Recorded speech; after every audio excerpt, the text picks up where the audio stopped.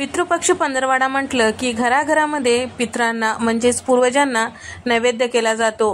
तर आज आपण असाच नैवेद्याचा एक प्रकार पाहणार आहोत जे नैवेद्याच्या ताटामध्ये हमखास केला जातो।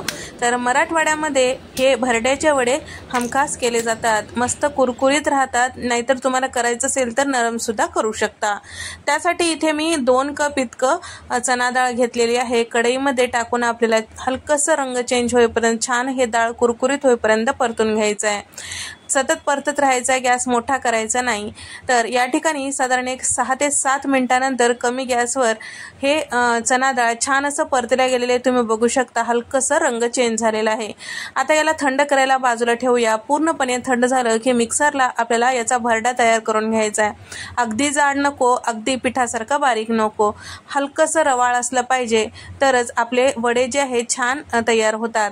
तर या ठिकाणी या पद्धतीने मिक्सरला मी इथे फिरून घेतलेला आहे। तर इथे आपला भरडा तयार झालेला आहे, ताटामध्ये काढून घेतलेला आहे।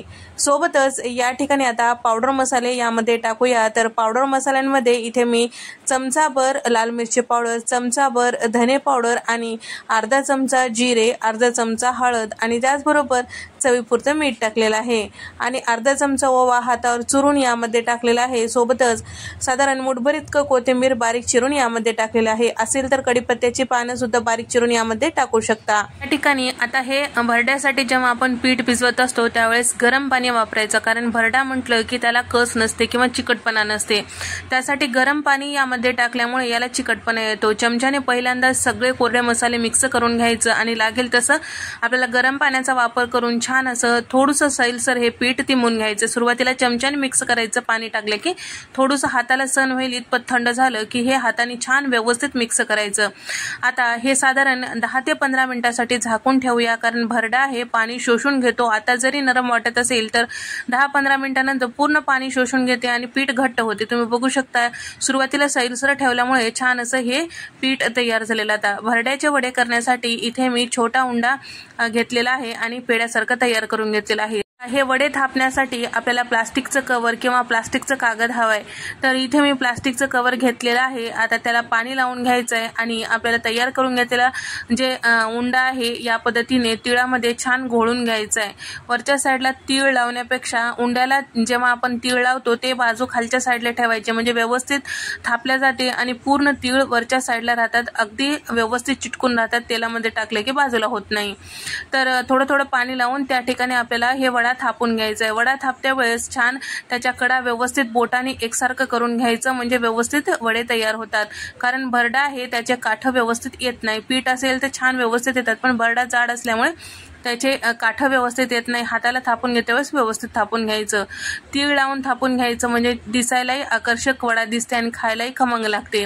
प्लास्टिकच्या कव्हरवरून जेव्हा हे वडा काढला जातो तेलात टाकण्यासाठी, त्यावेळेस खालून एक हात धरायचा आणि वरतून अलगदपणे काढायचं, म्हणजे व्यवस्थित आपल्याला वडा काढता येतो।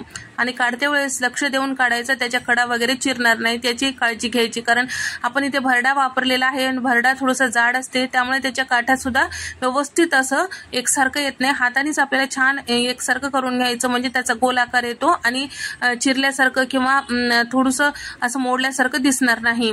जर तुम्हाला प्लास्टिक कव्हरवर करायचं नसेल तर या पद्धतीने ऑडीच्या इकोबेक पेपरवर सुद्धा तुम्ही करू शकता। थोडंसं पाणी लावून आपल्याला हे वडे थापून घ्यायचं आहे, लक्षात ठेवा, आणि एकसारखं थापून घ्यायचं। जर तुम्हाला कुरकुरीत वडे, कडक वडे आवडत असतील तर अगदी मी थापल्यासारखं पातळ थापून घ्यायचं, आणि त्याचबरोबर थोडेसे नरम वडे आवडत असतील तर याच वड्याला थोडंसं जाडसर थापायचं। तर या ठिकाणी तेल मध्यम गरम आहेत आणि कढईमध्ये मावतील एवढे मी वडे टाकून घेतलेले आहे। साधारण 4 वडे इथे मी टाकून घेतलेला आहे। सुरुवातीला चमचा वगैरे लावायचं नाही, 1-2 मिनिटं तरी कमी गॅसवर छान असं याचा आकार धरू द्यायचं। त्यानंतर आपल्याला आलट पालट करून छान एकसारख्या रंगावर, लालसर रंगावर आलं की समजायचं की आपले हे वडे तयार झालेले आहे। गॅसचा फ्लेम कुठेही मोठा करायचा नाही, मोठा केला की नरम होतो। जर तुम्हाला थोडंसं असे नरम वडे आवडत असतील तर या पद्धतीने थोडेसे जाडसरच थापून घ्यायचं। जाडसर असं थापलं की तळते वेळेस सुद्धा अगदी कमी गॅसवर तळायची काही गरज नाही, मीडियम फ्लेमवर तळलं तरी चालेल। किती दिवस ठेवलं तरी हे नरमच राहतात आणि सुरुवातीला तयार केलेले जे वडे आहेत ते कडकच राहतात। तर तळण्यावर तुमची पातळ हे वडे थापून घेतलं की छान कुरकुरीत तयार होतात आणि तळते वेळेस सुद्धा कमी गॅसवर तळायचं आणि सारखं आलटपालट करून एकसारख्या रंगावर तळायचं, म्हणजे कुरकुरीत वडे तयार होतात। जर तुम्हाला त्या उलट नरम वडे आवडत असतील तर या पद्धतीने तुम्ही थोडंसं जाडसर असं थापून घ्यायचं आणि कमी गॅसवर तळायचं नाही। थोडंसं गॅसचा फ्लेम मोठा केला तरी काही हरकत नाही, आपल्याला हे वडे जे आहेत नरमच पाहिजे। तर काही घरामध्ये कोणाला कडक आवडते तर कोणाला नरम आवडते, त्यानुसार तुम्ही करू शकता। तर सुरुवातीला चमचा वगैरे लावायचं नाही, व्यवस्थित आकार धरलं की आपल्याला हे झाऱ्याने आलटपालट करून एकसारख्या रंगावर तळून घ्यायचं आहे। तर या ठिकाणी लक्षात ठेवा, भरडा थोडंसं हलकंसं रवाळ काढायचा आणि गरम पाण्यातच हे तिंबून घ्यायचं आणि सोबतच थोडंसं सुरुवातीला सैलसर तिंबायचं आणि त्याचबरोबर एक 10 ते 15 मिनिटांसाठी झाकून ठेवायचं, म्हणजे पीठ जे आहे म्हणजे भरडा जे आहे पाणी शोषून घेते। त्यानंतर छान व्यवस्थित तिंबून घेऊन आपल्याला तीळ थोडंसं लावून हे वडे थापून घ्यायचं आहे। हे सगळ्या गोष्टी लक्षात ठेवून तुम्ही जर हे वडे करताल तर या पितृपक्ष पंधरवड्यात मोठ्यांना छोट्यांना आणि त्याचबरोबर जे आपले पितृ म्हणजे पूर्वज आहेत त्यांना देखील आवडेल। तर हे वडा मस्त ताकाच्या कढी किंवा दह्याची कढी सोबत खाल्ली जाते। व्हिडिओ आवडल्यास व्हिडिओला लाईक करा, शेअर करा, सबस्क्राईब करायला विसरू नका। नंतरच्या रेसिपीमध्ये भेट देऊया, तोपर्यंत नमस्कार, बाय।